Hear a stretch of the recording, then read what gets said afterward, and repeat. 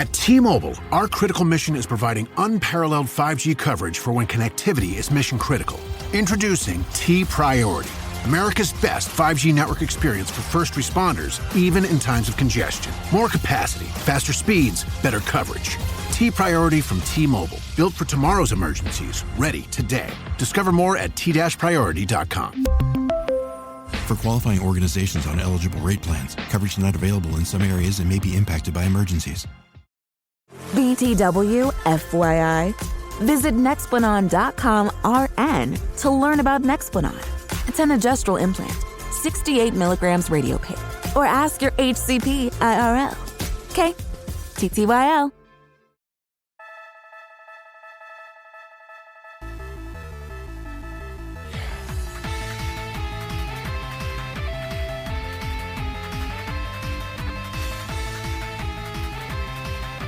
Welcome back, everybody, to another fantastic episode of the Every Pokemon Episode Ever podcast. I am one of your hosts this week, Professor Chris G. I think I said my name right. On the other line with me is my good old pal, the real champion of this show. It's good old Dougie Fresh. Dougie, my man, how you doing?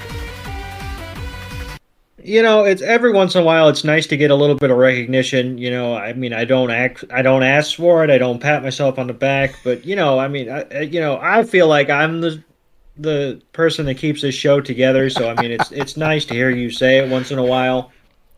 Of course, man. Of course, you got to keep this boat rocking when we need it, especially when things go south. When the boat's rocking. When the boat's rocking, don't come a knocking. No, but seriously, I'm good. I'm happy to be here for another mashup episode. Yes. Let's see. These episodes are taking off, by the way. People like these mashups. Yes. And that's awesome to hear. I've been curious about that, but I'm glad that people seem to be liking it as much as we like to do them. Yes, so that I guess doing these episodes the way that we're doing it is the proper way to getting through some of these episodes. So, but yes, everyone, you clicked on another mashup, and you will be getting 3 new Pokemon card codes towards the end of this podcast, so don't miss it. I'm just gonna do a little housekeeping real quick. Make sure you have your TCG game on, because I hate getting the messages, oh, are you really giving out? Yes, I'm giving out these codes, but someone's beating you to it. So I'm just going to throw it out there that the codes will be towards the end of the podcast. Make sure your game is on. It's first come, first serve. There will be 3 codes. There's 3 opportunities to catch one. But if you think that you're being beat by our Patreon subscribers, go ahead and subscribe to us on patreon.com/every Pokemon. You'll get these episodes sooner and a better chance of getting these packs open. And outside of that, if you cannot support us on Patreon, just go ahead and hit that subscribe button real quick on Spotify. They are the official sponsor of this podcast, and they help keep the lights on and help keep us doing what we're doing every single week for all of you. So I just want to go ahead and throw that on out there. That's the most that I'm going to spend on that subject, because hey, I don't use the codes. You guys use the codes. So, and I'm not trying to be a dick saying it, but I mean, when I get those messages that say, hey, I'm trying to redeem these codes, that means someone beat you to it. So, sorry. But yeah, let's go ahead and get on into this mashup, Doug. Today we are doing the next 3 episodes of the Orange Islands. We are doing the Stun Spore Detour, or translated from Japanese, Nyoromo and Kasumi. We're also doing Hello Pummelo, or translated from Japanese, Winners Cup Full Battle 6 versus 6. And then the last one we're doing for today is Enter the Dragonite, or translated from Japanese, Final Battle. I'm going to butcher this, so don't hate me. Kairyu appears. So I guess that's the name of Dragonite in Japanese. Again, I probably butchered it, but that's the best that I can do. So... But yeah, we're doing those 3 episodes. The first one, the Spore Detour, premiered in Japan August 26, 1999, and here in the States September 16th. And then the Hello Pummelo premiered in Japan September 2nd of 1999, and Enter Dragonite premiered in Japan September 9th of 1999. But both of those episodes premiered here in the States on the same day of September 23rd, 2000. So they got both. I would hope so. Yeah, I know. Could you imagine being on a cliffhanger for an entire week waiting for the results of Ash winning the Orange Island trophy? I mean, it was bad enough when, we were watching, and correct me if I'm way off base, but like the shows we used to watch, didn't they used to be Monday through Friday? Yep. They would be new episodes, so like the most you would have to wait was that gap between Friday and Monday? Yeah, or so there was a couple shows, and this can kind of be our preamble. So yeah, I would watch Power Rangers as a child Monday through Friday, but Fridays would be the new episodes. So Friday, I believe around 4 or 5 on Fox Kids, they would have the new episode of Power Rangers. And if you were lucky enough, if Fox was savvy enough, and they were doing like a 2-parter episode, hopefully the day before you would get that part 1 episode replayed, but half the time you wasn't that lucky. So I would have my dad have a VHS tape ready to record, and hopefully the VHS recorder was working properly to record your show. So right. So I would watch that. Pokemon did have periodic episodes that premiered during the weekday, which I hated because me as a child, my school bus would be arriving as the episode is getting ready to start. So right. I really hated that. But for the most part, we did get new episodes of Pokemon. I believe it was Sunday mornings on the Kids WB. I believe that was the day. I don't think it was Saturdays. Because I think Saturdays was Fox. It was 50-50, but I think you're right. I think it was Sunday. Yeah. So, and I believe I talked about that in the past. But yeah, you would get new episodes of things on Fox, either on Fridays, or definitely you would get a new episode on Saturdays on Fox Kids. So those were my times. I would get my Lucky Charms or my Captain Crunch, eat half the box while watching a 2-hour stretch of my favorite shows on Fox. Loved it. Half the box. I know. Talk about cavities, right? I was like, my teeth will fall out pretty soon. I'm gonna grow some new ones. It's all good. These are babies anyway. What the hell? Yeah. I don't need to learn how to brush my teeth until after all these fall out. Yeah. I'm joking, people. I'm joking. Yes. But the views on this podcast are those of the host and do not reflect what you should do in your normal life. We're gonna get freaking letters from parents. Get letters and stuff on Twitter. My child threw away his toothbrush. He said Professor Chris G and Dougie Fresh told him that his baby teeth don't matter, so he's gonna eat whatever he wants. Said something along the lines of, "They're gonna fall out anyway."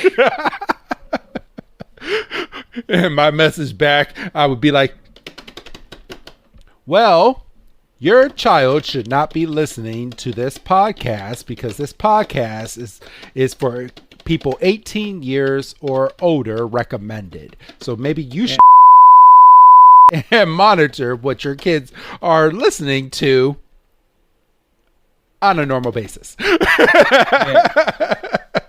Oh, I'm gonna get so many letters for saying that, but I don't care. There you go, bro. I don't care. We've said it a million times on this show. But all right, but this episode or this mashup episode is going to be pretty straight through. I think we'll spend a little bit more time on the Spore Detour as much as we can, because once we get into this battle for the Orange Islands, it's gonna be just straight through. So because it's literally a battle for 2 episodes. So exactly.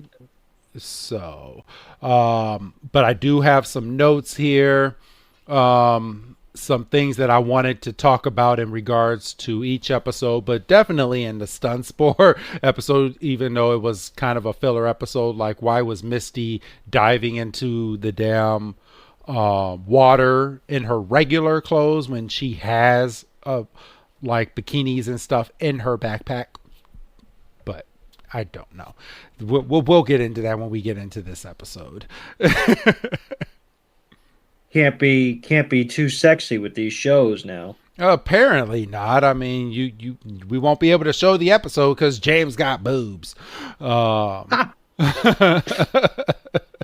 Can't be showing no little kids, a man with boobs. What the hell's wrong with you? All right. Yeah. So what do you think this is? 2024? For real. All right. Let's go ahead and jump on in. I'm going to go ahead and get this episode up here so we can go ahead. I don't know if you were a couple steps ahead of me. Did the website we usually use give you pushback? No, not this week. Okay. Sometimes, because I know if I have my ad blocker on, it'll sometimes give me a little bit of a pushback. But no, for some reason, and we're going out of our way to not name the site because it's not exactly legit endorsed by the Pokemon Company. It wanted me to sign in. Oh, okay. I mean, maybe I don't get it because I did subscribe to their website. Oh, okay. So, anytime I go onto their website, I do log in and it saves what episode I've watched last on their website. So I would sign up for their website if their videos provided captions. You can't be too picky, bro. The hell I can't. Oh, man. Oh, Lord. It's going to be one of those shows. Yeah, it is. But, all right, everyone. We're going to start off with the Spore Detour. Cue in the Pokeball noise. So, the Spore Detour. So, we're fresh off the tails of Ash winning his last gym badge, and him and Pikachu are kind of standing. They're on some island, and they're standing on like some rocks with some waves splashing up against them, and Ash and Pikachu are looking out, and they're like, you know what? We're gonna win this. We got this. We're gonna do a great job.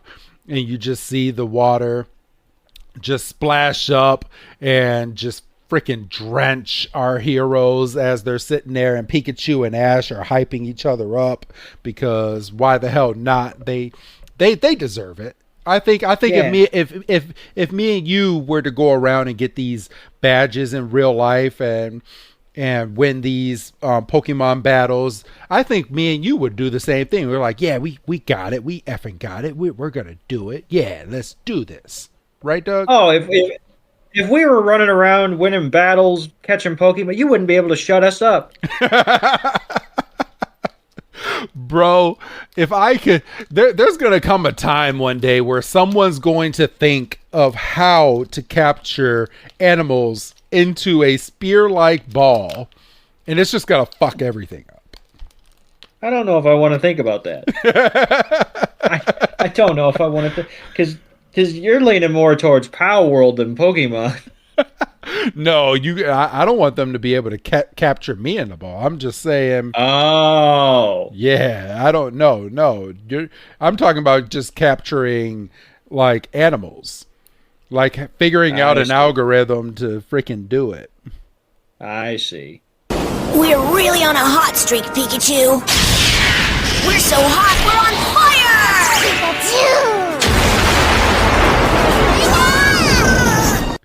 But yeah, we come right off the tails of that, and we see Tracy with a wild Vileplume, and he wants to sit there and document all of these all of the details on the Vileplume. And Tracy's like, "Oh, Ash, come on over. Come on over and you can see what I've been drawing and the details that I've been putting on." And Ash is like, "Oh, okay, I'm coming right on over." And clumsy old Ash freaking trips on a rock. And after he trips on a rock, runs into Tracy, and both Ash and Tracy go and fall head first into the top of Vileplume's head, and Vileplume does a stun spore and just freaking wrecks the both of them. So Pikachu just goes and starts running away, bro, and just starts freaking out. And I'm gonna hand this part over to you, because Pikachu has to go get Misty now at this point, and has to persuade Misty to come over and help our heroes. So Pikachu goes running off like Lassie when Timmy falls down the well, and this is when we see Misty for the first time in the episode, and she's walking along with Psyduck, and Pikachu's trying to like kind of get Misty to understand, and he's flopping pee pee pee pee pee pee, and Misty's kind of getting it, but she's like, she can tell that something is wrong, but she's not quite getting that final leap. And Pikachu kind of screws its ears up to kind of look like Ash's hairdo a little bit. And I don't know, you might have to make this the thumbnail for this particular portion of the episode. Yeah. It's either that or Tracy and Ash laid out in the cabin, but I kind of would. And Misty's like, "Oh, is something wrong with Ash?" And then on cue, freaking Tracy and Ash come wobbling into frame, and they're like, "We can't move," and then we can't move, rather. And they both kind of fall sitting back to back, and they're done, and they're like, we can't, we fell in, and the stun spore, and Misty's like, "Oh my gosh," and Pikachu's kind of looking crestfallen, and then we get the title screen, and something I made note of is that Misty actually does this narration. The Stun Spore Detour! Which I feel like doesn't happen a lot, where it's not Ash doing the title announcement. Correct, because Ash is laid out, so how can Ash do the title sequence? All right. So I did make note of that, because I was like, that's probably one of the handful of times it's ever happened where somebody other than Ash does the title announcement.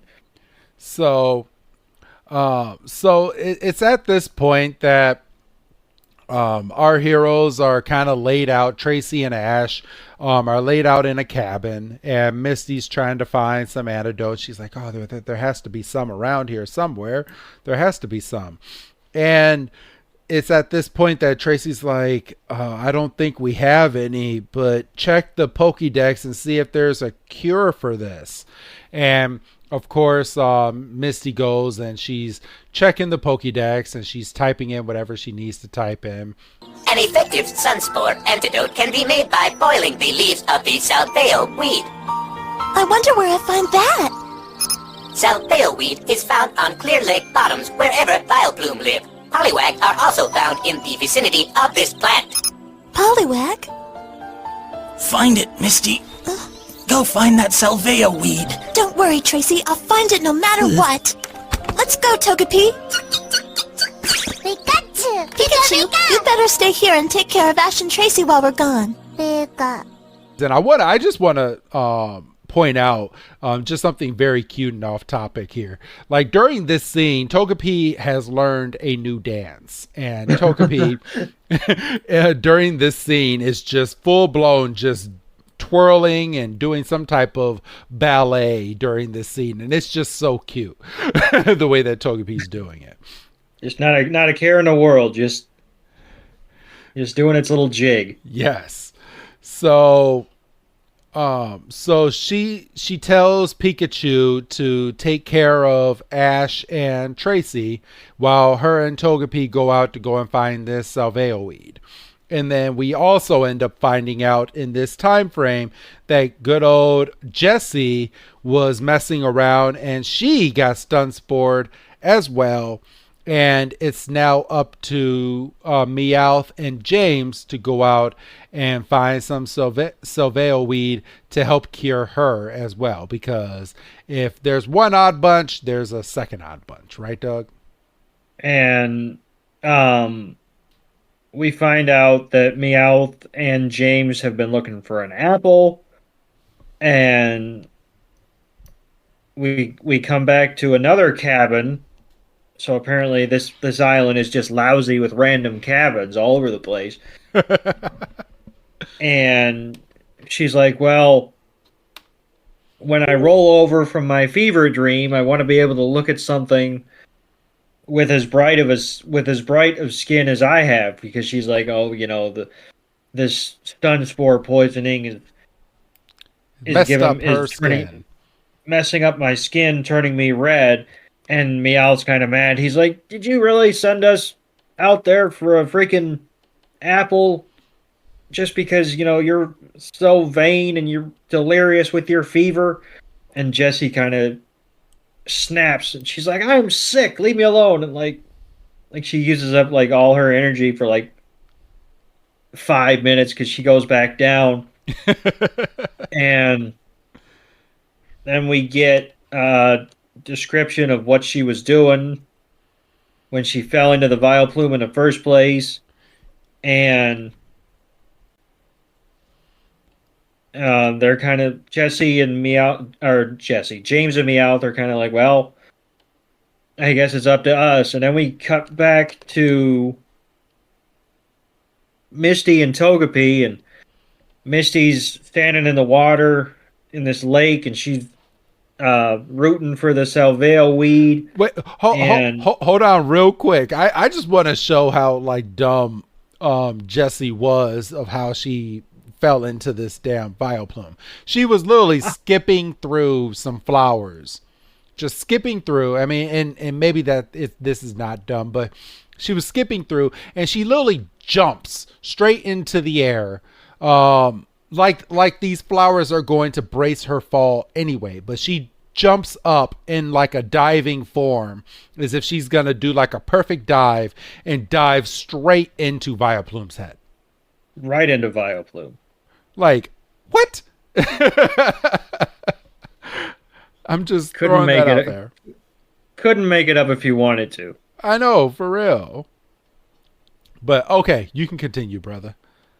So yeah, Misty's rooting for the salveo weed. She's not having any luck.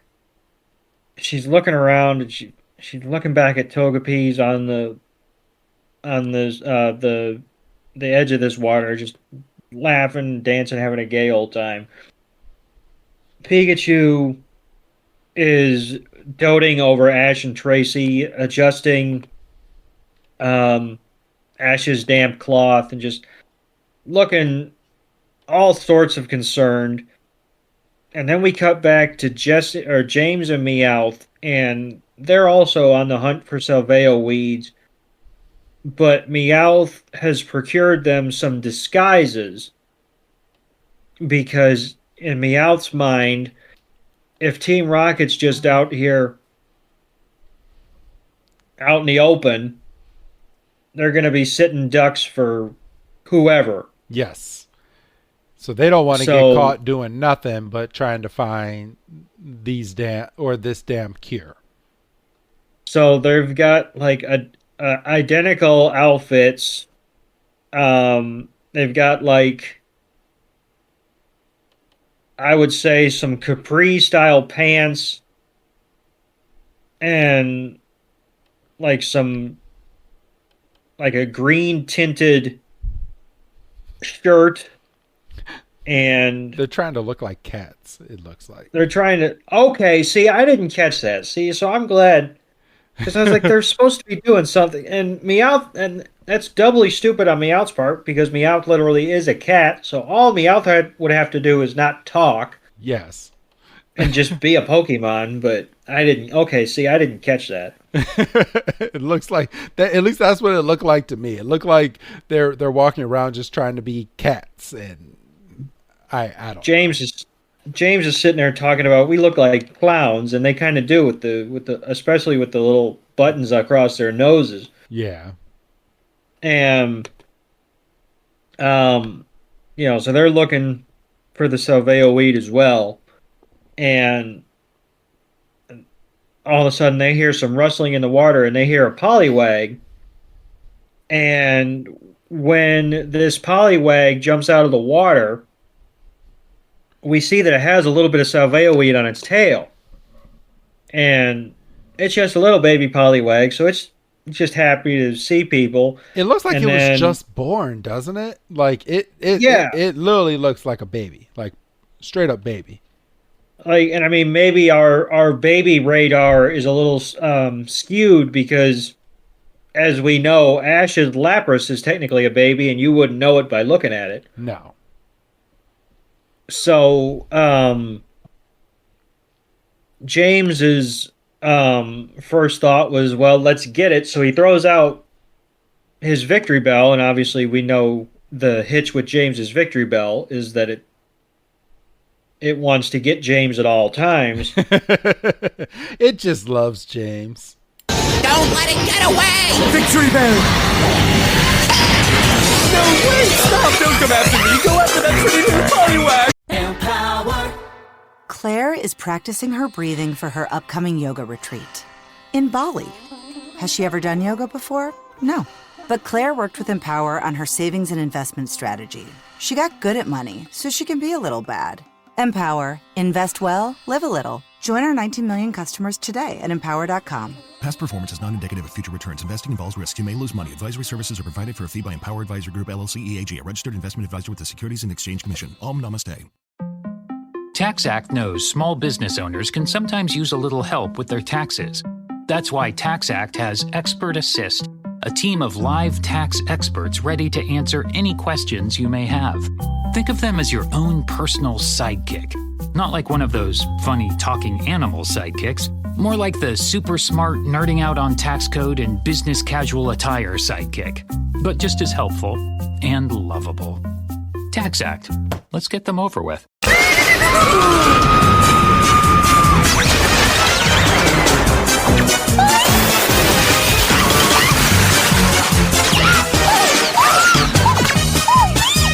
just have to catch you the old-fashioned way.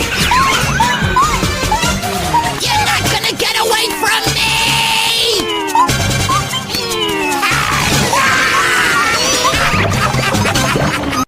But this time they got a freaking basket. They're like, gotcha. It's like Team Rocket has thousands and thousands and thousands of dollars for all this equipment, but will not spend a $2 coin to get a freaking Pokeball. No. It's just too much for them. Is that something that we've ever discussed on this show, like getting supplies as a Pokemon trainer? Yeah, no, I mean, not really, but I mean, you would think going to a Pokemart just like you do in the game, and Right. and for a Pokeball, it's 200 coins. So I mean, if you think about it like the way that we have our currency here in the U.S., that's like 200 pennies, so like $2 for a Pokeball, and I mean, well, and not even, but because Team Rocket makes their own Rocket Balls. They literally have Team Rocket Balls, so I don't understand why they just don't purchase it straight from the source. And I'm sure their balls are freaking better than a regular Pokeball. It has to be like a Great Ball or something, right?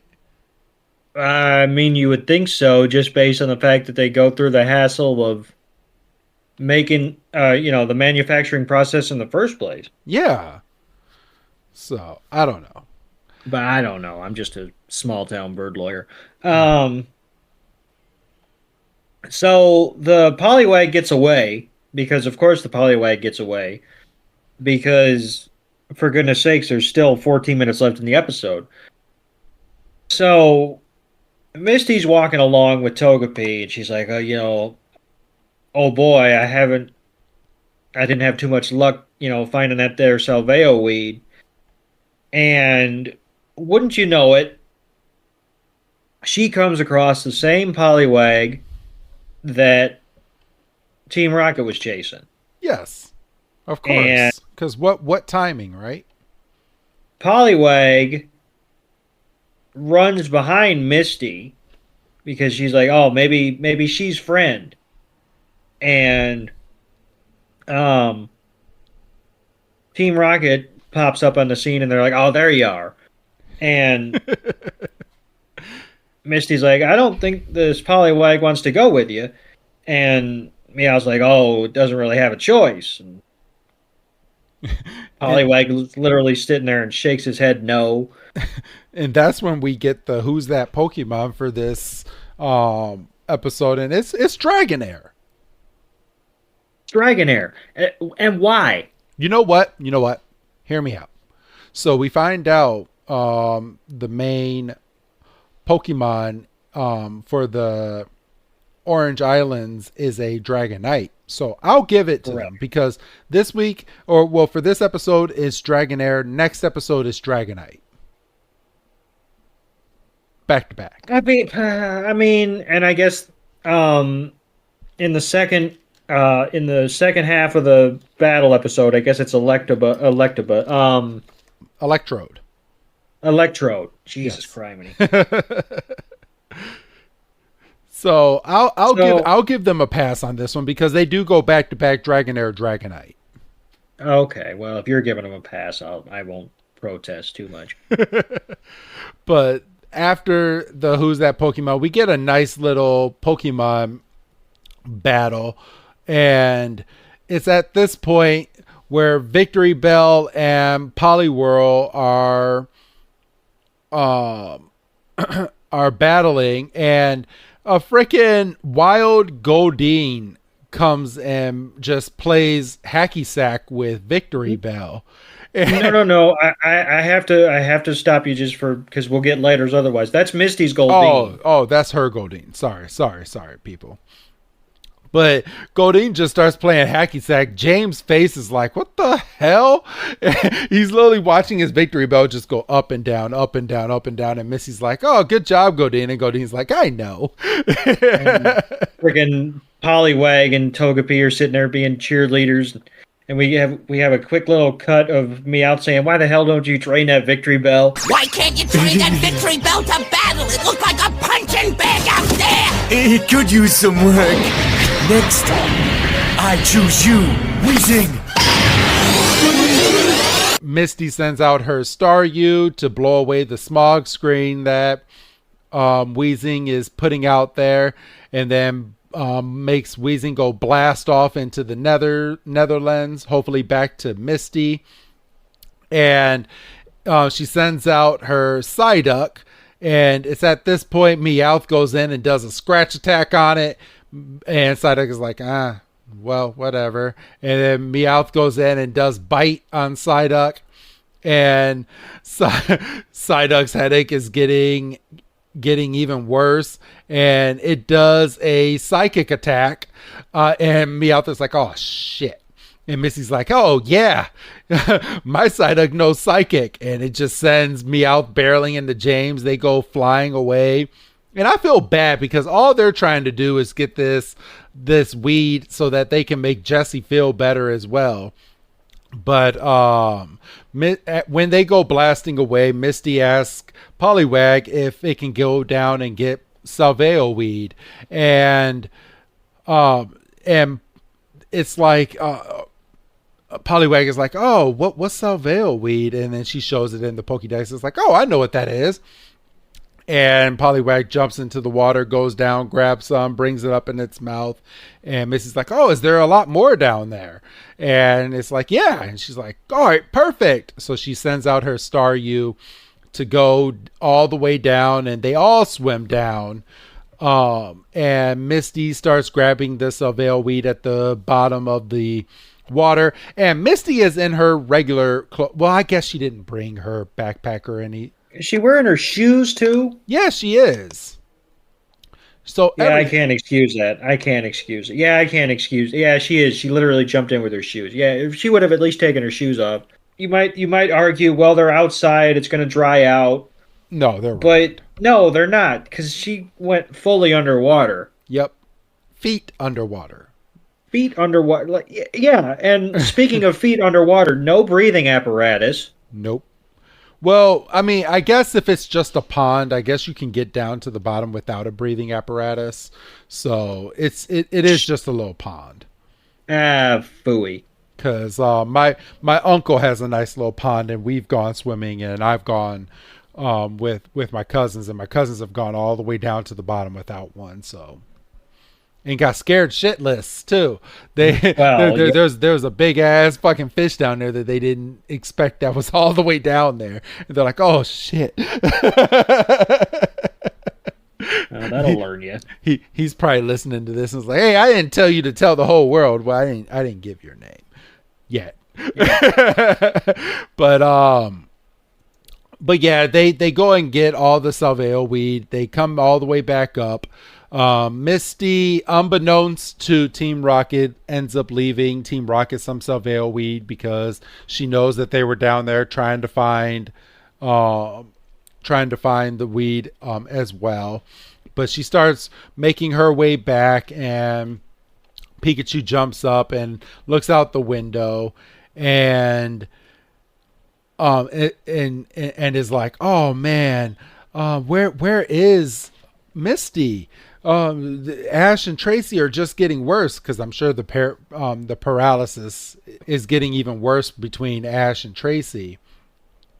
And I'm gonna hand this part over to you. I'm at the part on here right now where Misty just left the Paldeo weed for Team Rocket, and she's walking up to a nice woman. So Misty leaves the Paldeo weed because she has a heart. Paldeo, Salveo, somewhere up. We've said it right at least once. Yeah, Salveo. There we go. And we find out that Poliwag wants to tag along because Poliwag has made a friend. So Misty's walking, and Poliwag has Togepi on its head. Very adorable. They pass like a nice tea set, and Misty's like, that's all well and good, but I have to keep going. Yep. She passes some makeup, and she's like, ooh, makeup. And then she takes a step onto the blanket that has the makeup on it, and it kind of gives a little bit. But she's like, no. Ash and Tracy are waiting for this weed, so I better get going. And she keeps going. And she sees like some snacks, and she's like, oh boy, these look delicious. But again, Ash and Tracy are waiting. And this is one of the best outfits James has worn, I think, ever so far. Togepi's mad because Togepi was about to grab one of those snacks, and she's like, "Oh, better keep going." And Togepi's kind of like, "Meh," but I'm gonna go because you're mama. Um, and then she's like, "Oh boy, whoever uses this road has some exquisite taste because there's two dresses on mannequins, like fancy looking dresses." And I mean, this is like full on Bugs Bunny cartoon. It is. But they just keep going, and then, James and me out there like, she must have some kind of willpower because we've set 4 traps and didn't get her once. Meow's like, "Oh, we'll get her," and his charm shines like he's up to no good. And that's when, as you pointed to, we see a nice old lady come into the road, has a baby carriage as well. And Misty's kind of like, "Oh, is that your baby?" And she looks in, and out comes Team Rocket. And they do the motto because it's almost 7 minutes left. They got to fit the motto in at some point. I was about to say, because why the hell not? And, James, of course, because before he says his line about it being James, he has to wipe his makeup off because he's a man.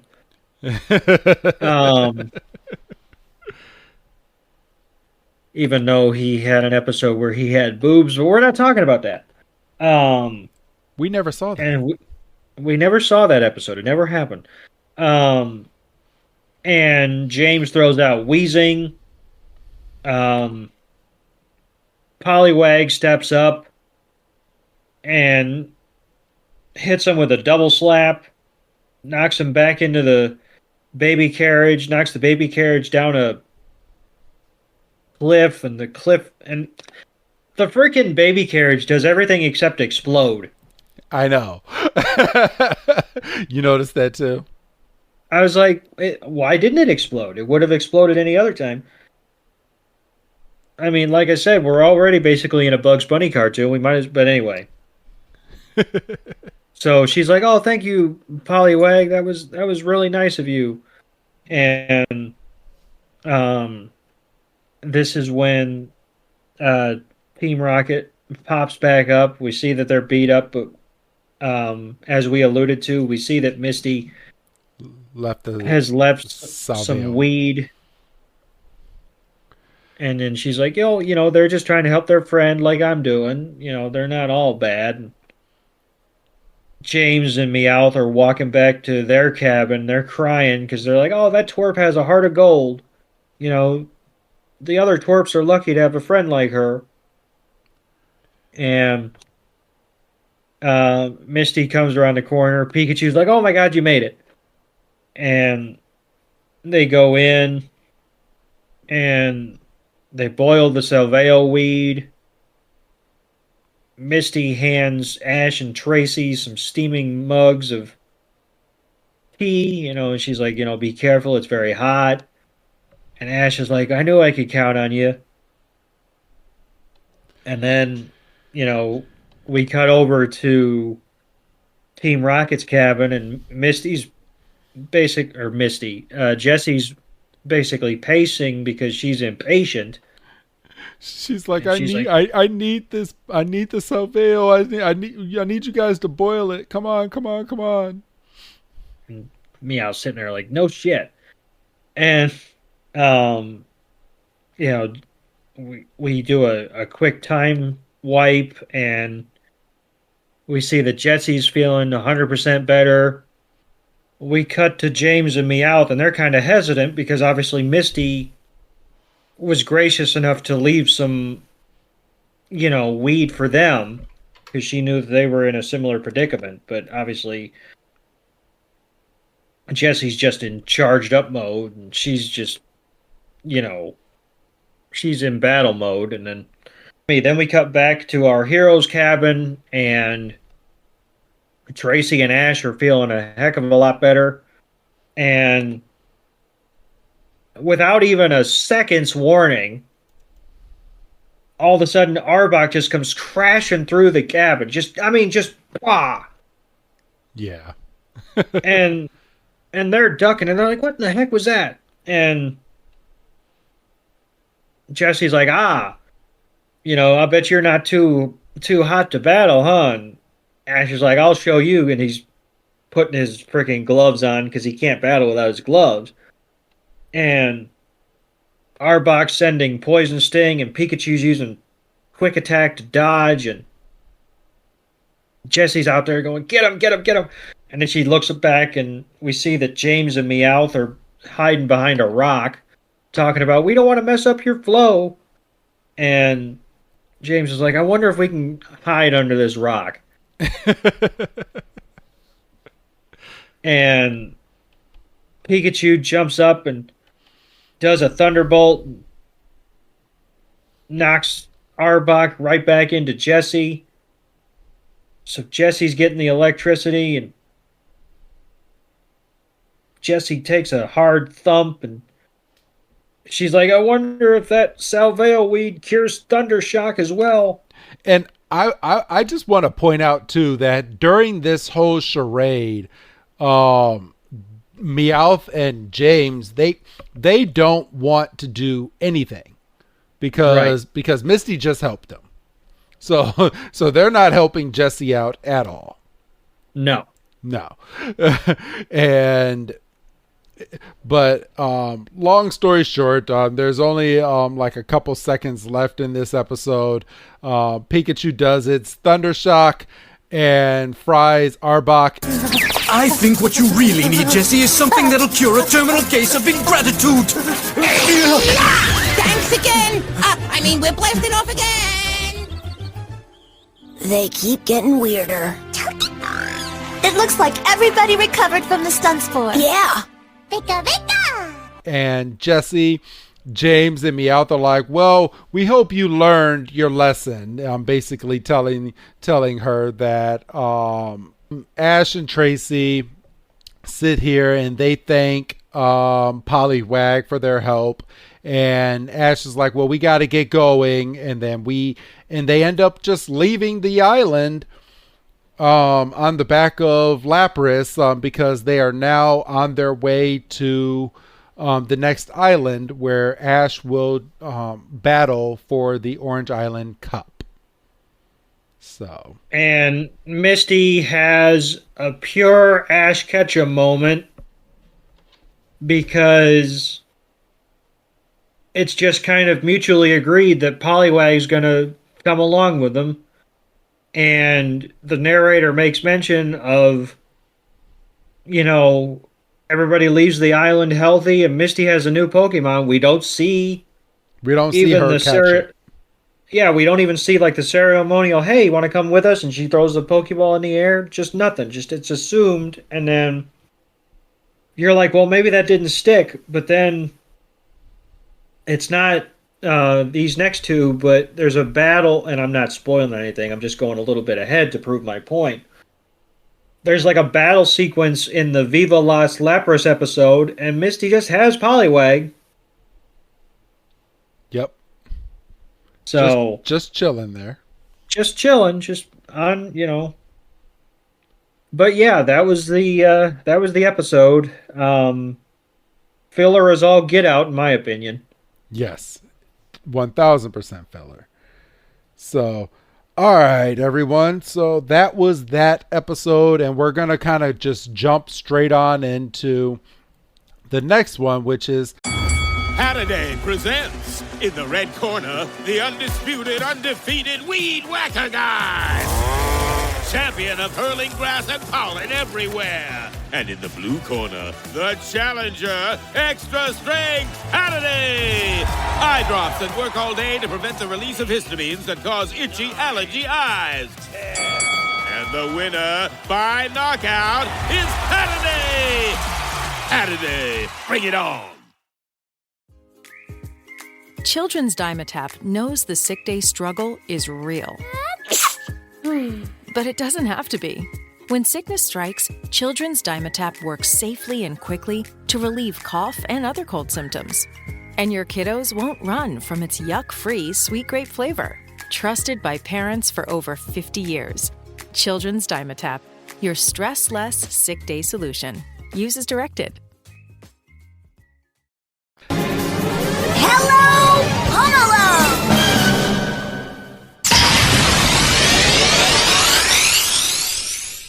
So this episode literally starts off where the last one finished. They're on the backs of Lapras. They're heading up towards the island, and we have what looks like it is because you could tell by the outline, but Lapras gets stunned a little bit because it sees a Dragonite literally zip by like a jet in the water. And Ash was standing up and just falls straight into the water with Pikachu on its back, by the way. And Ash was kind of like, he's like, whoa, what was that? And they're like, I'm not sure. But they get over to the island, and they're not wasting any time here. No. So they go straight from that. They dock onto the island, and Ash is now inside getting his badges scanned to make sure that they are legit badges won by him, and they're all in the system. And the guy at the counter is like, all of these are good. You will be good to start your battle tomorrow morning. And that's when Tracy is looking over at the Dragonite statue, and he's like, whoa. He's like, I wonder. And then he just starts crafting a photo of it. The guy at the counter takes them to the Pokemon Orange Islands museum, where they go inside and they're looking at all these statues, and you see all these statues, two prominent of Dragonite. You see a Venonat, and you see a Poliwrath and a Pidgeot. And it's at this point that the guy is sitting there telling them, he's like, the reason that the Orange Islands has all of these different battles is because not only do we like you to train with your Pokemon, but we want to know that you are kind of being trained as well in these challenges, that you're just as fit to be here as your Pokemon are. So he's going through all the challenges, and Ash is taking a look at the Dragonite statues, and the guy's like, he's like, the Dragonite statue is here because that's the leader's Dragonite. And the leader is named, what is his name? Drake, right? Yeah, Drake. Drake. I was gonna say it's something obvious. Yeah.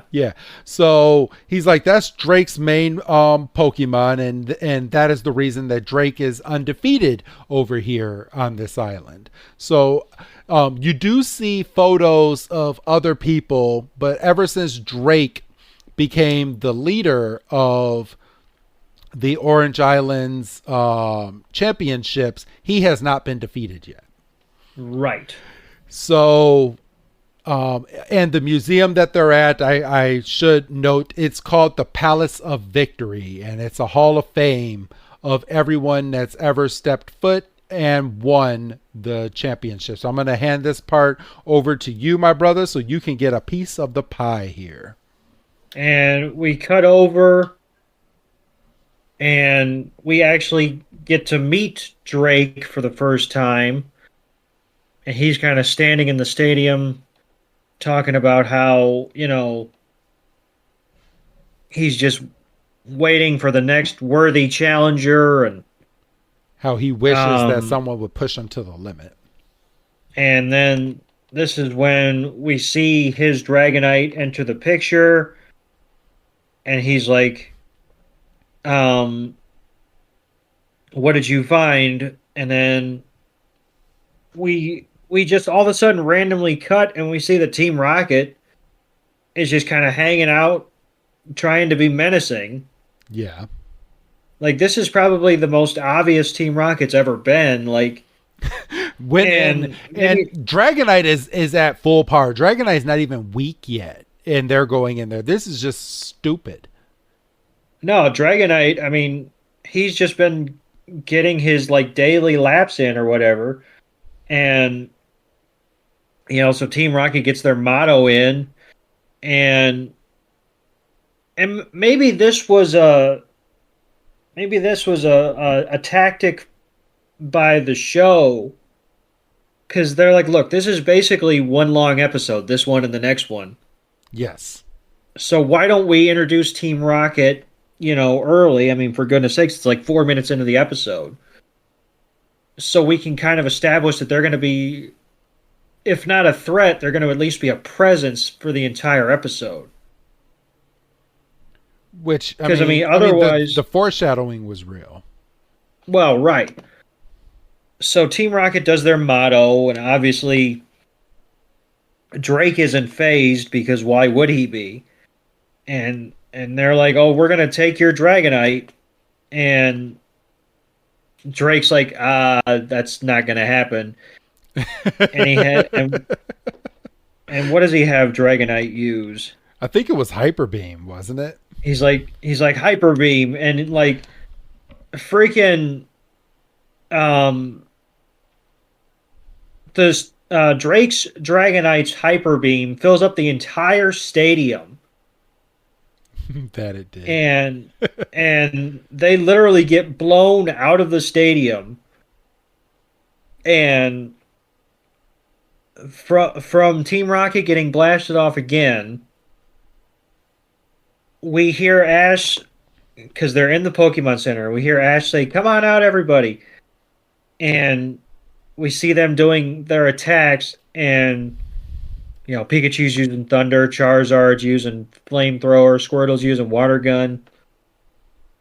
And we find out they're trying to wake up Snorlax. Because something I think we glossed over was that the championship battle is going to be 6-on-6. Yes. And Ash is kind of like, oh, I haven't had a 6-on-6 in a while. So they're trying to wake up Charizard. They're trying to wake up Snorlax, because you figure Pikachu, Squirtle, Bulbasaur, Charizard, Snorlax, and then he's like, I don't know. Wait, I'm missing somebody. Oh, Lapras. Duh. Yeah, Lapras. Yeah, Lapras, and it was going to be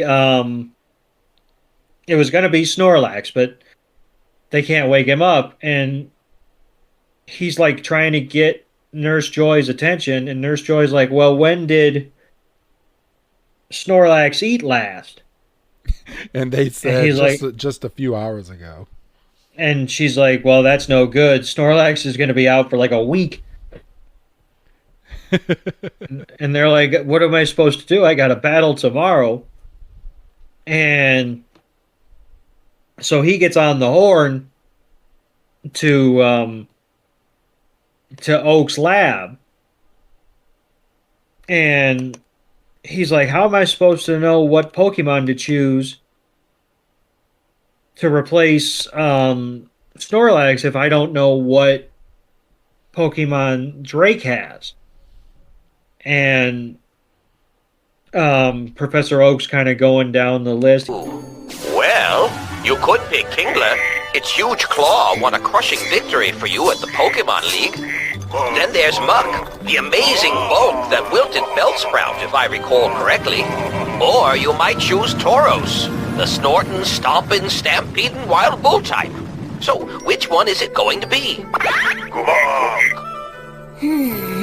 I'm gonna go with Tauros. Huh? Well, Tauros seems happy with your decision. Put the Pokeball with Snorlax in the transporter, and I'll get Tauros ready to make the switch. He chooses Tauros, and we see that Tauros is happy. My thought about them not including every Tauros that he caught was because it's like, okay, he chooses Tauros. And then you have to have the discussion of, okay, do you choose 1, or do you choose 6, or do you choose 8? So it's like, no, he has 1 Tauros for the sake of the argument. Yes, 1 Tauros. because all the rest of them are there just to fertilize Professor Oak's grass. Yeah. and we see how happy Tauros is, and they do the transfer, and Ash is like, oh, sleep well, Snorlax. And Ash lets Tauros out of his Pokeball in a fucking crowded Pokemon Center. Yep, untrained and everything. Untrained and everything. First time he's been... And they make note of it, too. They say there's a first time for everything. Come on out, Tauros. And you're letting a bull out in the middle of a Pokemon Center. Untrained. Indoors. Yes.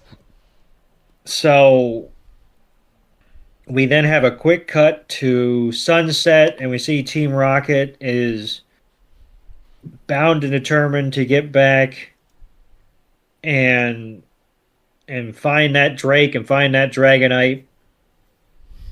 And that's when we see the mobile billboard going through town talking about Drake's got a new trainer. Championship battle tomorrow. Come see the showdown. Yeah, and they're like, huh, okay. And they're like, I hope we get to see Dragonite. So we go straight from that, and like we said, they're not playing around in this episode. We're literally halfway through, so we might end up just bunching these 2 episodes up together, everyone. So I'll just give you the cue when we're going to the next one, everyone. But yeah, we go in, and Ash and Drake, they have to do a handshake before the battle, and the announcer announces that this is standard for both trainers, so they have to do the handshake. And Drake is like, well, thank you for challenging. I'm hoping for an exciting battle. We find out that Dragonite is the Who's That Pokemon this week, and the stadium opens up. And from the stadium, you see a whole bunch of rocks with a pool in the middle, like a little pond. And the battling is on, bro. So I'm going to, normally I would start these, but this battle is so long, bro, I'm going to have you go ahead and start this battle off. Because he chooses Ditto, and Ash chooses Pikachu. So, obviously we had that episode with the Ditto. I kind of called shenanigans. Well, okay.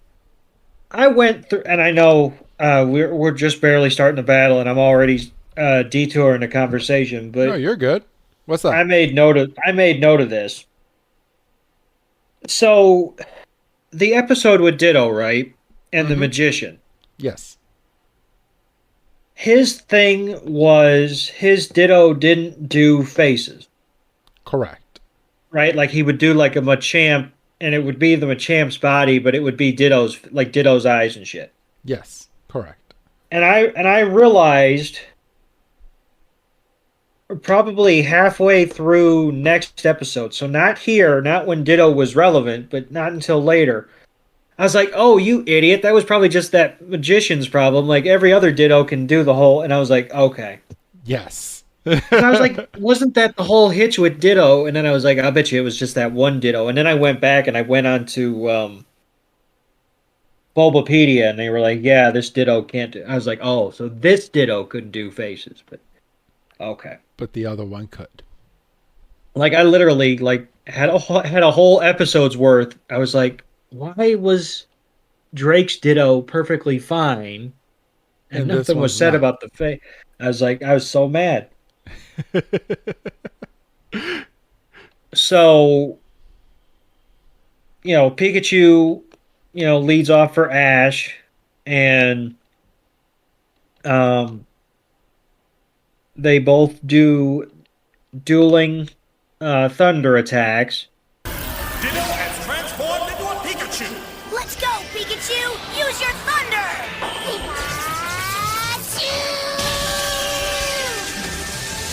And it's a high-flying, high-voltage thunder attack from Pikachu, but Ditto's taking every jump and every fall.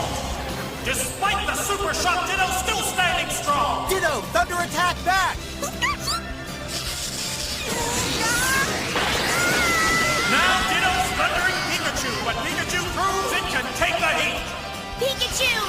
Shock attack! Ditto, use your Thunder Shock attack now! This pair of Pokemon is pouring on the power! Something's gotta give! Pikachu! So right after they do the Thunder Shocks, it breaks up a whole bunch of rocks, which the other Ditto was hoping for. And when the rocks end up breaking, the Ditto is hopping on all the rocks as all the pieces of the other rock is hitting Pikachu while it's on the way down. Yes. And it's at this point that Pikachu is kind of hurt, and Ditto is like, "Oh, I'm gonna hop on all these." And then Ditto is standing strong. Pikachu has to get back up to its feet, but Pikachu is not down. So the Ditto starts using its agility attack, going towards Ash's Pikachu. And Pikachu's trying to hit it. It's like zap, zap, zap, zap, zap. But the agility is just too fast. And it goes up and uses Thunder Shock. Pikachu goes on the ground to gather like elements of the ground to sustain itself, and sticks its tail into the air to use as a lightning rod. And Pikachu Conductor. Yeah. So it's using its tail as a conductor while it's on the ground, and the Thunderbolt or Thunder Shock doesn't do anything to Pikachu. But Pikachu then starts going in and using its agility attack. Now it's agility versus agility, and they both use a Thunder Shock attack where they both shock each other. And Pikachu gets right up, but this time Ditto gets slapped with a tail whip attack that has electricity coming out of it, and Ditto gets knocked out as Drake loses the first part of the Pokemon battle. Ditto is unable to battle. Pikachu is the winner. The first victory goes to challenger Ash Ketchum and Pikachu. Right! I knew it! I knew Pikachu could hang in there and beat that Ditto! Way to go! Oh, I get it. Ditto may be able to imitate attacks, but it can't control or change its basic physical condition. Ditto got worn out because Pikachu's in better shape. Pikachu! Ditto, return! You did a great job. Onix is coming out as the next part, and Ash sends out Squirtle. Yes, Ash is so confident in himself. He's like, well, it's Onix. And he's like, I've got an easy type advantage if I use Squirtle. So he sends out Squirtle, and he tells Squirtle to use Water Gun, and Drake tells Squirtle, Drake tells his Onix. There you go. Jiminy Cricket. To dodge the water gun. So he dives underground, and Squirtle's like, well, where did he go? And they're kind of sitting there, and they're finally Tracy has to be like, tell Squirtle to move, because you don't know when Onix is going to pop up. Because so Onix Ash is dig everyone. Yes. And Ash tells Squirtle to head towards the water so that he could avoid Onix. But he doesn't tell Squirtle to move until the ground starts shaking. So any element of timing that Ash and Squirtle would have had, he pissed away by standing there. And well, it wasn't even just that, but they had so Onix went underground and knows that Squirtle is a water type, and since there's a pond in the middle, Onix was just waiting there. Onix dug itself underground and was like, Squirtle's gonna start running over to the water, but Squirtle could not get over to the water, and it's at that point that right before he's about to touch it, bam, out comes Onix.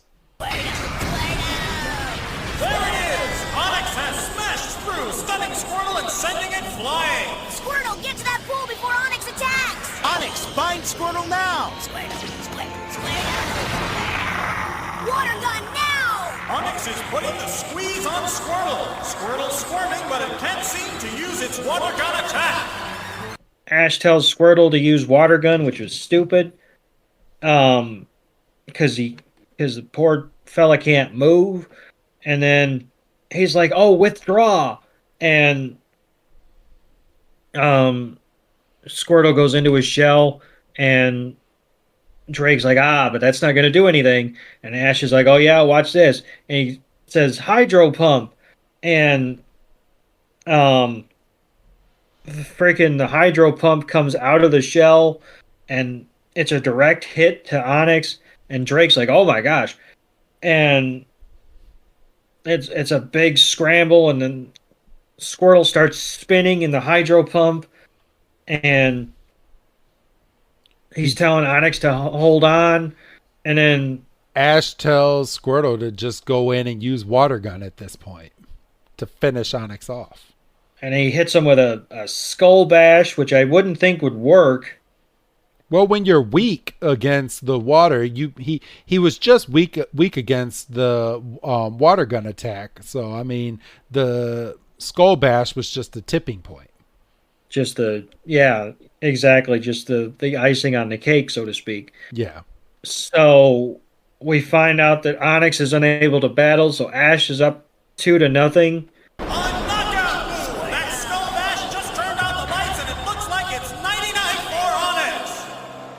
Onyx is unable to battle. Squirtle is the winner. Squirtle, you did it! He got it! That is the second consecutive defeat for Drake. I thought for sure Bind Attack would stop Squirtle. Drake's like, "I might be into something here," and he calls back. He calls back Onyx and tells him he had a good battle. Now, and I might be thinking too much into it, but is it me, or should Drake train his other Pokemon the way that he's trained that Dragonite? He absolutely should, because it seems like these 2 knockouts was way too quick, and Ash is getting a big head at this point. I just want to throw that out there, because none of his Pokemon have been defeated yet he's already defeated 2 of the champions Pokemon. So Ash is like, "Oh man, this is going to be easy."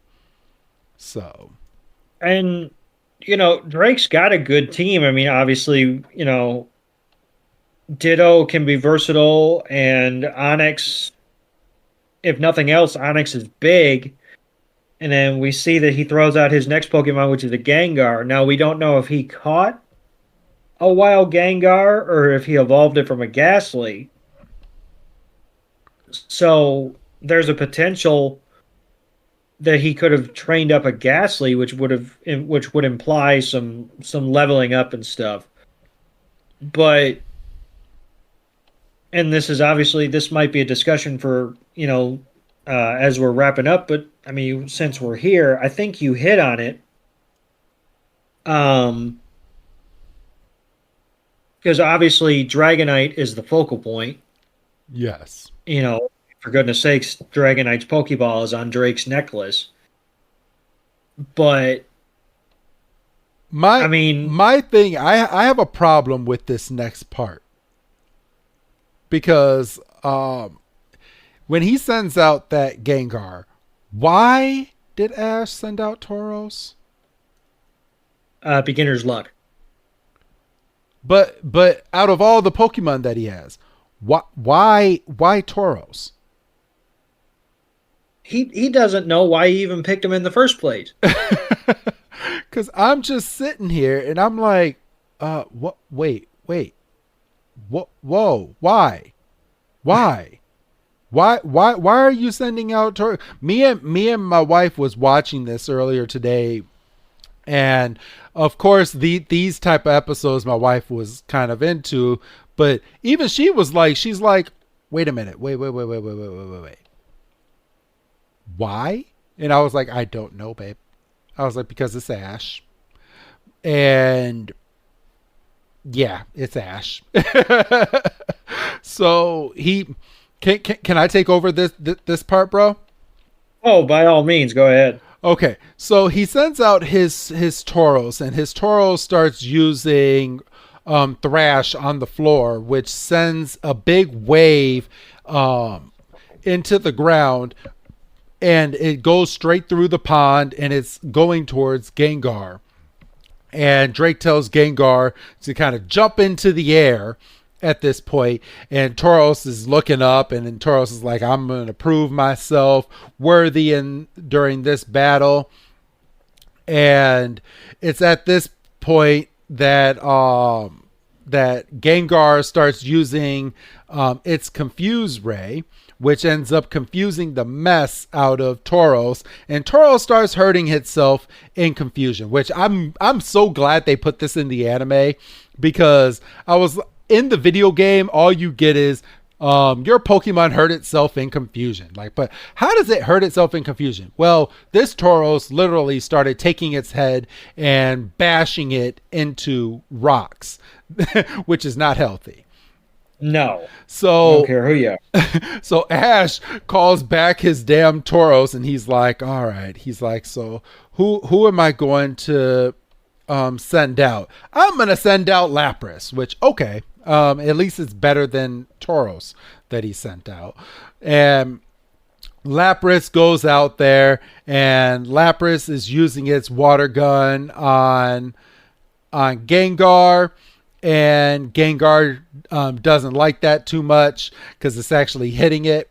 And what's the attack that that Gengar does? So he uses Nightshade.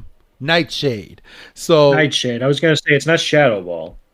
And Lapras starts using its Ice Beam attack, and we literally have a to be continued at this spot, because the Ice Beam and the Nightshade gets so freaking big, and then it explodes, and then that's when they say the Pokemon's powerful dramatic attacks have collided head-on with explosive results. When the smoke clears, which one will be left standing, Gengar or Lapras? Find out in our next exciting episode. But we're about to find out right fucking now, because we run the show and we can decide anyway. So now it is time for Pokemon Enter the Dragonite, which is our next episode. So we literally start this episode just like we ended the last one, with the big explosion. And we look down, and both Gengar and Lapras can no longer continue during this Pokemon battle, so they are both eliminated out of the tournament. The smoke still hasn't cleared from those two tremendous attacks, but in a moment we'll see who the winner is. Introducing Le Sel de Say, the new fragrance for men by Issey Miyake. A tribute to today's masculinity that gives men the desire to live intensely. A fragrance inspired by salt, an essential element of nature. An incisive freshness with a bold blend of woody and marine notes. Awaken your senses. Le Sel d'Issey by Issey Miyake. Available at Macy's. This episode is brought to you by Shopify. Upgrade your business with Shopify, home of the #1 checkout on the planet. Shop Pay boosts conversions up to 50%, meaning fewer carts going abandoned and more sales going cha-ching. So if you're into growing your business, get a commerce platform that's ready to sell wherever your customers are. Visit Shopify.com to upgrade your selling today.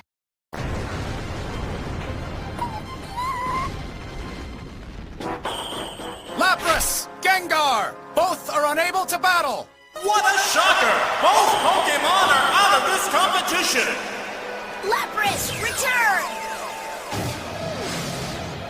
Lapras, you did great! Gengar, return! Good work. You've earned a good rest. This was the first Pokemon that Ash has lost, and the third Pokemon that Drake has lost. So it's at this point that they're going into a small intermission, and the battle stage is getting ready to get taken away. Doug, I'm going to have you go ahead and start this next part of the Pokemon battle. So we have this moment with Drake, and he's kind of sitting there, and he's like, you're the secret weapon. I should be fine as long as I can get to you, which is dumb because it's 6-on-6. So like have will in the rest of your Pokemon, man.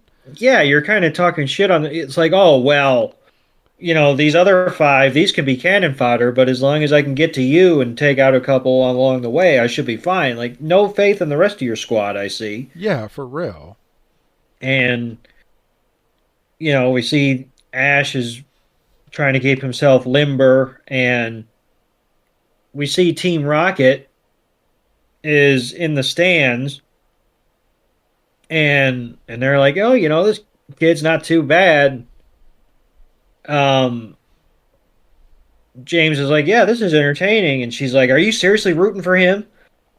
And Meowth's like, well, you see, all he's really doing is weakening him so we can come along and scoop up that fantastic Dragonite. Well, no, I think it was funny because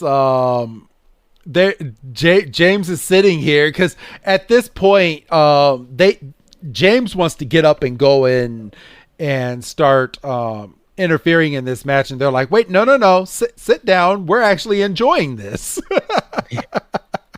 Which was hilarious. And they're gonna call back to that relatively soon here. Yes. So they're like, oh, okay, so we're just gonna wait our time, and then so the field's changed, and Drake is down 3 falls to 1, with the last fall being a double knockout. So Drake throws out his next Pokemon, and it's a Venusaur. Yes. And so it is obvious, Doug. It is obvious what Pokemon on his belt that he should use. Right, Doug? Right. So completely, day 1 stuff. Yeah, day 1. Venusaur, Drake literally picked the Pokemon first. He told you. This wasn't like it is now where they changed the Pokemon rule that you both have to throw out your Pokemon at the same time. No. Drake threw out his Pokemon first. So it's obvious who he should pick. Poor guy can't help himself. Because who should he pick, Doug? It's Charizard. Yes. Yeah, duh. He has a Charizard literally on his belt. But okay. You would have had 3rd evolution versus 3rd evolution. Great Pokemon battle. Because Ash's first thought after he saw the Venusaur was, well, I can't throw out Bulbasaur. Like, no, you can't throw out Bulbasaur. He's like, what does he say? Squirtle's still weak or something. It's like, well, no, you idiot. You had your own 3rd evolution. But he throws out Tauros, who has already been seen and is still a little loopy. He's still getting his feet under him. As soon as he did that, I was like, why? Why? And my wife was like, well, I just said that before. You just said it's because he's Ash. And I was like, well, I was like, shush. I was like, and I'm literally yelling at the cartoon because, it's been so long since I've seen this, but I forgot that he used Tauros because that's where my mind went. I'm literally playing right now. I'm playing a fan-made Pokemon Orange Islands ROM, okay? Right. When I get to this battle, I'm not using my goddamn Tauros. I'm going to use my freaking Charizard and use freaking Fire Blast or Flamethrower on that sucker. Burn every damn leaf off of that Venusaur. Sorry. I'm too high. Well, it's a battle episode. These tend to do it to us. Yes. So Tauros tries to use Thrash again. And because it's a sand stadium, Tauros' hooves are being sucked in, absorbed into the ground. So it's an ineffective move. Correct. And then Tauros is literally stuck. So Ash is like, "Oh my God, it's sand. I could not have seen this coming." And Venusaur is going for the freaking kill. He's going to use Solar Beam right off the rip. And Tracy's sitting there like, get him while he's charging up. Yes. So Tauros goes, which is bullshit. Ash shouldn't be able to have trainers down by the battle area. Let's just throw that out there. So Tauros goes charging up, and he meets Venusaur head on, and once again, Tauros can't get any traction in the sand. So they're literally butting heads. The Solar Beam is still charging up. Tauros flips the Venusaur in the air, which I call bullshit. Yeah, me too. Because if he could have done that, he should have just did that from the jump. The Venusaur has enough wherewithal to adjust itself midair and blast the Hyper Beam towards Tauros. Tauros comes out of the smoke. He's fine. Shenanigans. Drake's sitting there like, well, that's impressive. I'm sure it was. It's bunk is what it is, because this is a Tauros who has never seen battle, and he just took a full-on Solar Beam to the face and wasn't fake. Like, no, he's got to have like 15 hit points or something. I know. But he took the Solar Beam. He gets right back up. Ash is like, "Oh man, I picked the right Tauros out of the whole bunch." And Drake is like, "All right, Venusaur, Vine Whip." And Tauros starts running towards Venusaur, who ends up whipping the mess out of him. And Ash is like, "Get back up, Tauros. We got a Pokemon battle to win." He's like, "Go back in, tackle again." And he goes back in. Venusaur starts using Vine Whip again. But this time, Tauros is able to get the full tackle in. He avoids all of the damn Vine Whips. And that tackle defeats that Venusaur. Venusaur is unable to battle. You heard it, fans. The challenger has now defeated 4 of the champion's 6 Pokemon. You put up a fine battle, Venusaur.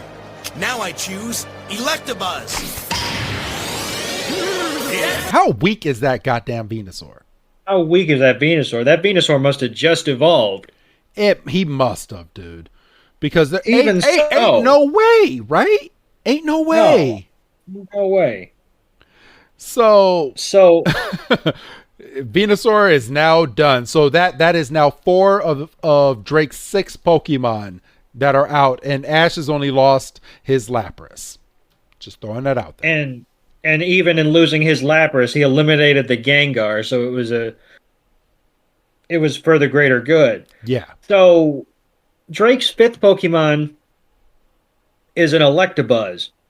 And yep. We pan over to Ash's Tauros, and we see Tauros is kind of like, okay, this is what battling feels like. This is okay. And he calls Ash calls Tauros back, and he's like, I don't know what to do. And it's like, well, you idiot. So he doesn't do what would have made sense. No. He introduces Bulbasaur into the mix. Bro, I almost had a freaking heart attack on this one. Like, when he did this, I was like, what? Have you ever seen those memes of like the cats or dogs with the human voice dubbed in, and it's like, huh? Yeah. Huh? Yeah. That's literally how I was.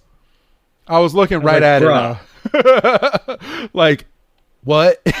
All the Pokemon you have on your belt? Like, huh? Like, you still aren't using your Charizard? Huh? Like, come on. I mean, I get having an ace up your sleeve, and I understand that Bulbasaur might be fresh, but Electabuzz is Electabuzz.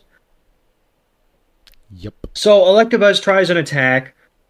Bulbasaur takes it full brunt, shakes it off. Ash is sitting there like, I got this. It's meant to be. And, he tells Bulbasaur to use Razor Leaf.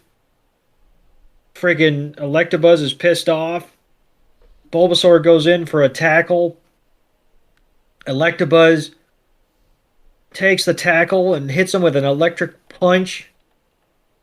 And he rightfully, and you go, well, that's got to be it for Bulbasaur. Well, thankfully it is. There was a brief second where it's like, if Bulbasaur shakes this off, and you might argue, well, Bulbasaur is essentially an Ivysaur because he fought off that evolution. Well, he's still a Bulbasaur. Yep. So Bulbasaur is out, and Ash is kind of dumbstruck. He's like, oh, so I am allowed to lose. And he calls back Bulbasaur, like, you had a good fight. No, he didn't. No, you didn't. He was outmatched. Well, our hero's hand is finally pushed, and he has to hit the big red Charizard button. Which is what he should have used to start this damn battle. To start this part of the battle. Right. So God only knows you didn't use it with the frickin' Venusaur. So he tries to hit Electabuzz with Flamethrower. Electabuzz dodges it and punches Charizard right in the stomach. Charizard's sitting there like, this doesn't tickle. He's sitting there trailing Charizard to shake out. He's like, this shake sucks. It off. And then he's sitting there and he's taking the full brunt of an electric attack from Electabuzz, and Charizard just like fires, and he throws out an Ember to shake off the attack, and Drake's kind of like, well, that's a heck of a Charizard, and Charizard gets in the air and grabs Electabuzz, and he's going for a seismic toss. Yes. And you go, okay, this is like the A1 move. And he throws Electabuzz down, and Electabuzz is toast. Electabuzz is unable to battle. A shocking turnaround as Charizard combines offensive and defensive skills to toss Drake's Electabuzz right out of this match. Good work, Electabuzz. Now challenger Ash Ketchum is only one victory away from that winner's trophy. So that's 5 Pokemon. Ash has 5 victories. He just needs one more. And we know who, the closer for Drake is going to be, because there's statues all over the stadium. It's not a secret. And the episode is titled after it. And the episode is titled after it, and we saw it last episode, and the tension, and everybody's kind of sitting there like, oh, here comes the Dragonite. And then we get the Who's That Pokemon, Doug. And we get the Who's That Pokemon because it's the smack middle of the episode. We find out that we find out that Who's That Pokemon is Tentacruel, which is going to be relevant next week. Yep. And we finally get our full-on look at Dragonite, and oh my god, it's a Dragonite. And then we get this cool face-off between Dragonite and Charizard. Which might be the thumbnail for this part of the episode. Which very well might be the thumbnail, because that's a badass little moment. Yep. And you can see the Dragonite's like, all right, it's time to clean up this mess. And Charizard's like, I'm a badass. And and they freaking Charizard, they meet in the middle. Oh, I was about to say Charizard uses his flamethrower, and then freaking who knew Dragonite knew how to use water gun? Apparently, Drake's Dragonite knows how to use water gun. That's not a move I would have taught my Gyarados. I mean, my Dragonite, but hey, it's not my Dragonite. It's not your Dragonite. And so Charizard gets in the air, and he's like, I'm out of here. Dragonite meets him, and they're like dueling attacks. Dragonite's trying to hit Charizard with Ice Beam, and in an effort to dodge Dragonite's Ice Beam, Charizard goes into a controlled tailspin, and he snaps out of it and hits Dragonite with a tackle, and Charizard goes to grab Dragonite like it grabbed the Electabuzz, but Dragonite is able to pull up just enough to get the leverage on Charizard and give it a taste of its own medicine with a full-on body slam. Which was killer. And that was bomb. Which is a fucking awesome sequence. And you're like, oh my god, Charizard's fucked. Well, Charizard is thankfully evolved. Because if that was a Charmeleon, well, if it's a Charmeleon, it's not going to be midair, but still. So Charizard's sitting there like, that wasn't fun. I'm usually the one doing the throwing. And apparently you can just call on Dragon Rage. Yeah. Which it takes 2 freaking turns in the game to do. Well, that's what I'm saying. But they Dragonite, they both knew it. Yeah, they both. I mean, and you might sit there and go, well, how the hell does Dragonite know Dragon Rage? Bro, it's literally in his name. Yes. So they kind of cancel each other out, and they're both sitting there. They're like, I see you and I know the same moves. And this is bullshit. And then Charizard has this moment of, oh, right, I'm dead. And he just goes, bleh. And so they're like, oh my god, Charizard, like that was, and it's at that point we flash back to the stands, and James stands up. He's like, now's the chance. And Jesse literally pulls him up. He's like, shut up, we're enjoying this. So they've both done it to each other. This is a good battle. Like, I mean, we've been here for an episode and a half. We might as well just ride this out. And then Ash throws out Squirtle. Why? Why? I mean, he had to. But if I'm a spectator and I'm watching this, okay? So you have to remember, this is like real world stuff. So they're literally sitting in a stadium. You have a big ass Dragonite, and this mofo throws in a not evolved, not anything Squirtle. Right. What? Huh?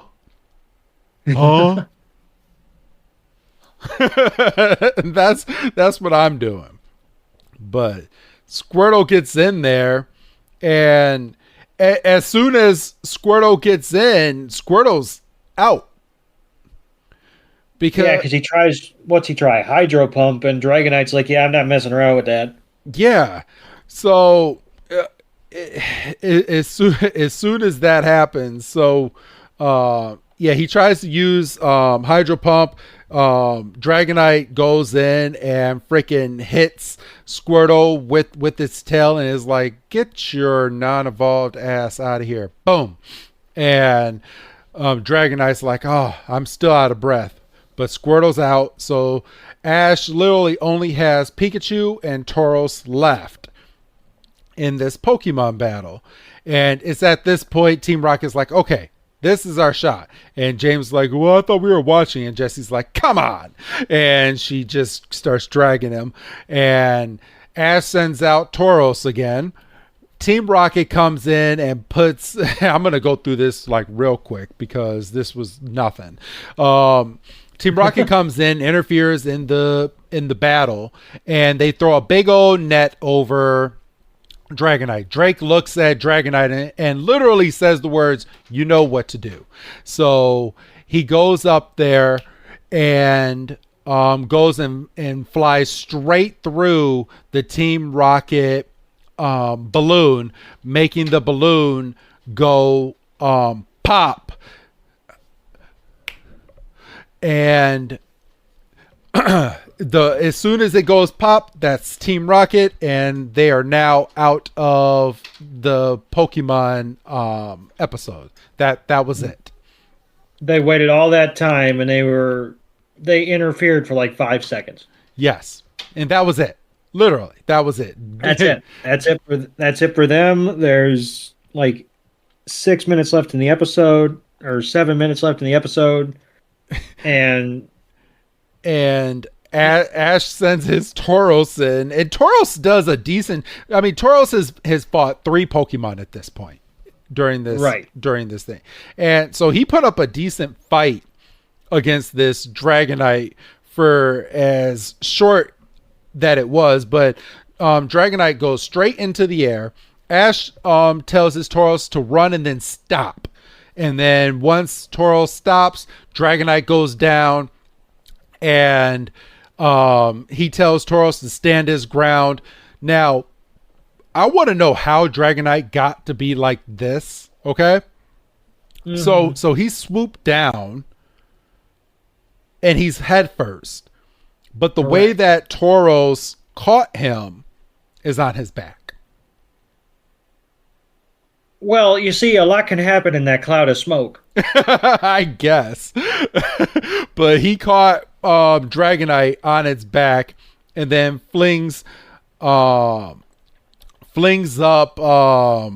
Dragonite. But Dragonite goes in and does what looks like it's a Thunder Shock attack. So this Dragonite is just all over the place with attacks. And it's at that point, Tauros is out. Tauros is unable to battle. Tauros was primed for victory, but even its stubborn brand of battling wasn't good enough to make the grade. Dragonite's taken out 3 of Ketchup's Pokemon in a row, and now both trainers are down to their last Pokemon. I'm proud of you, Tauros. You did great. I guess it's up to you and me, Pikachu. Oh, I hope Ash knows what he's doing. The challenger's final Pokemon is Pikachu.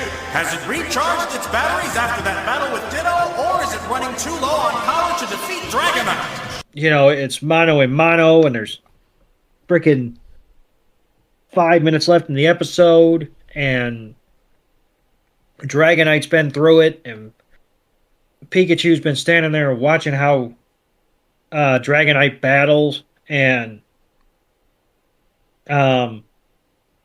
Pikachu's using its agility, and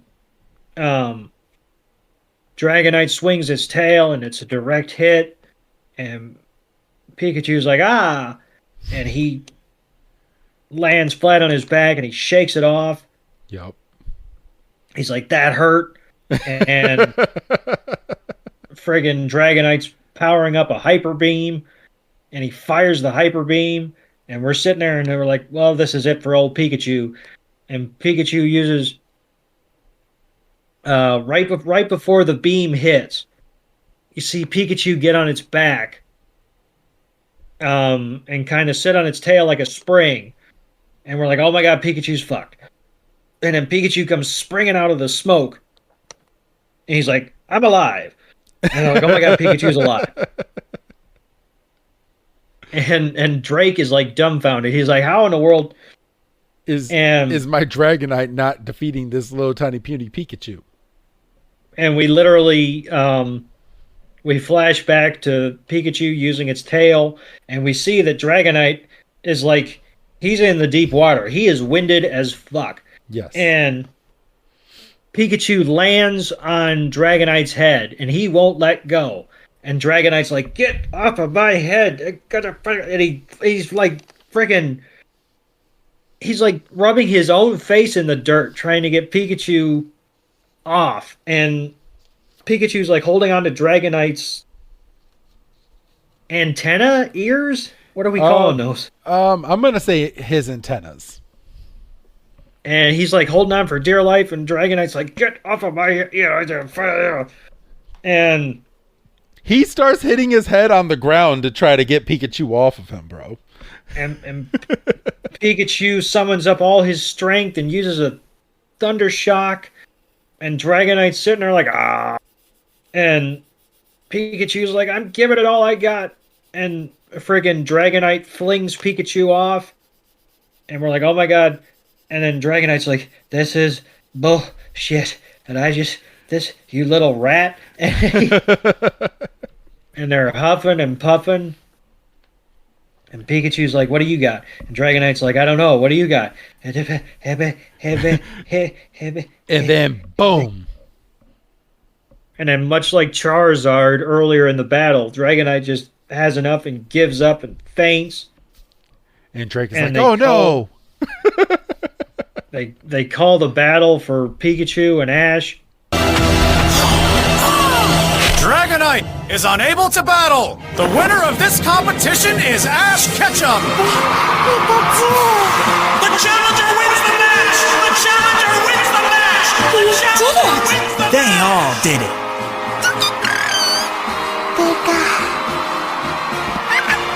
Pikachu?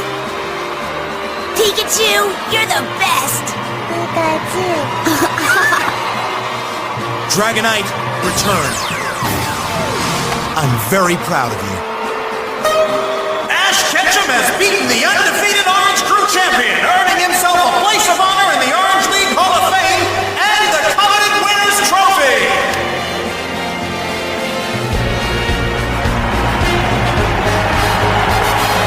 You really deserve that trophy. You're a great Pokemon trainer. 'Cause I have great Pokemon!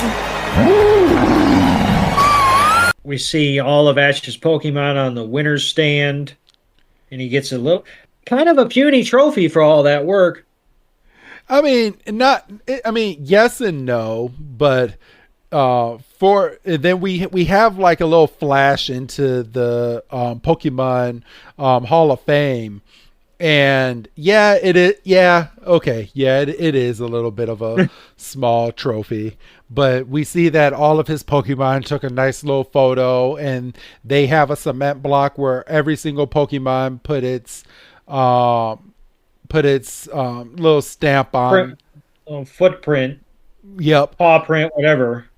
What I want to know, and maybe you can tell me which Pokemon this was, bro, but when you're looking at the plaque, okay, who's the, so you see Tauros, you see Squirtle, you see Ash's hand, you see, who else, Bulbasaur, who's the big ear? Is that Charizard? That's got to be Lapras. That's got to be Lapras. That's got to be Lapras's flipper. Okay, Lapras. Okay, because I was like, that's Charizard up in the upper corner. Okay, yeah. So so there we go. But yeah, it's got to be Lapras's little flipper. But Ash wins. How mad are you? If you're Snorlax and you go, motherfucker? If I would have just been awake. Yep, he could have been in that picture. But they had to feed him. You had to feed him. You had to eat, didn't you, Snorlax? Got to eat. But that was the end of the episode. So we will continue. We're gonna have a mega mashup next week because we're gonna finish the last 4 episodes of the Orange Islands. But let's go back and rate these episodes, bro. So, yes. The Stun Spore Detour. I'm going to give this one a 3. Yeah, there's not really much going on. I mean, Misty catches Poliwag, quote unquote. But we don't see it. and like I say, the Ash Ketchum style, but at least Ash had the decency to throw Pokeballs at his catches. Yep. So what are you giving it a 3 as well? Yeah, I don't want to be freaking finicky and say no. Is it 2.5? I mean, it's a 3. I mean, Team Rocket showed a little bit of heart, but it's forgotten the next week. Yep. And you could have done any other episode, and as long as you followed it with these last 2, it wouldn't have mattered. But and I'm gonna do something that hasn't been done. And I really think you're gonna go down this route. But the next 2 episodes, I'm just gonna give a 5 for both of them because it was so detailed and we had such an advancement in the story. And Ash actually won because. Spoiler note here, this is the only time you see Ash win a competition like this until the very end of the series. This is until the very end of the series. Yes. For real. I mean, I think I'm saying that right. I haven't seen every single episode, but I don't think he's won any other unless did he win the Sun and Moon? You know what? I don't even know. I didn't watch that competition. I couldn't tell you that confidently. So he might have. People are screaming at me right now, but I haven't seen it. But yeah, I'm going to give both of these 5. And are you in agreement with this, Doug? Oh yeah, that's a slam dunk 5. Okay. I mean, it was basically 30 minutes of battling.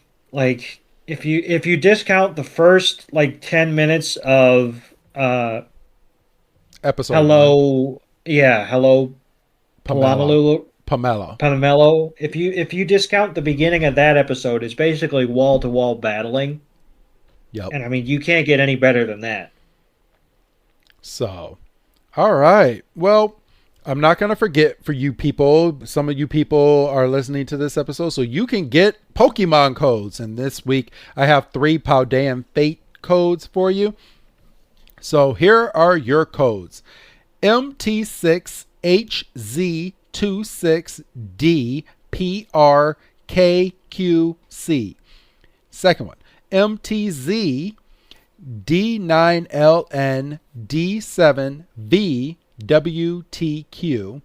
And last one, MVHBDDH4YWKQJ. Those are your 3 codes this week. First come, first serve. Sorry if you didn't get it. Do not message me for codes because I'm not giving them out freely to anyone. But those are your codes for this week. So do you have anything else that you want to add to this week, Doug? No, I can't really say that I do. I would say that, like I say, as time goes on, I'm truly enjoying these mashup episodes.